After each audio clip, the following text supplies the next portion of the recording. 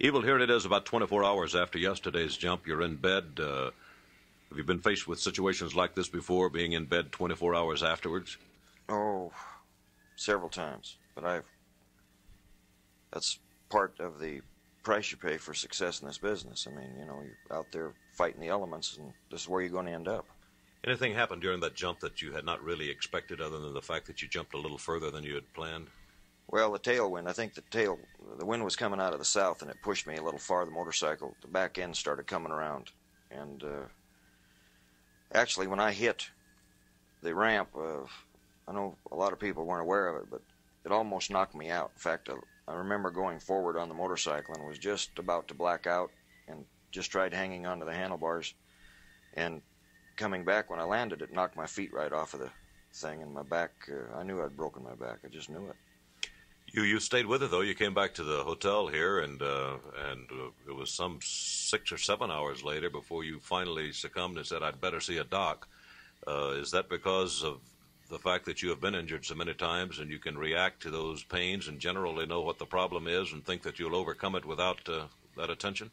Well, if I break in the back area, like I've broken my back 2 or 3 times, and I knew I hadn't caught the spinal cord because there was no paralysis setting in, but what happens is sometimes you could be injured internally and not know it unless blood tests are run, and it became so painful later on in the evening that I thought that maybe I did have some internal injuries, but I went to St. Paul's Hospital and was treated by a very good doctor, and I've just got a normal broken back, you might say, and I'm going to fly to Montana in the morning and recuperate for a couple of months.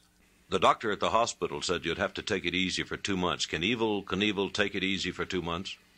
No, I'll be back on that motorcycle within 30 days, and I'll be back on the golf course in about 2 weeks. Someone said to you last night or early this morning when you found out what the problem was that maybe it would improve your golf swing. That was my buddy Taz Anderson from Atlanta. He flew up here to watch the jump. Well, he don't think I'm too good of a golfer, and he's always teasing me. What about, will this have any effect on the Snake River jump, the canyon jump? No. I heal up so quick, it's just unbelievable. It's the only good thing, I think, that, being 35 years old, I'm still able to just heal up as quick as I can. In fact, since this is going to be my last night in Dallas, if I feel any better by 8 or 9 o'clock, I'll probably go out on the town. Do you consider yourself a folk hero? No, the word hero I can't associate with myself. I mean, it's awful hard for a man going around saying he's a hero. I'm a folk something, I know that. I know that the kids in this country identify with me as strongly as they do any man in America right now, or maybe stronger.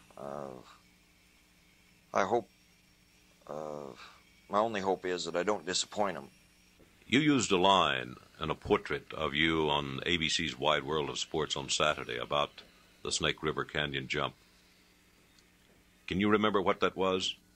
Yeah, I told them that if I made it, I'd drop to both knees and thank God Almighty I was still alive, and if I missed it, I'd just get somewhere quicker where they were going someday, and I'd wait for them, and that's life. Dying is a part of living.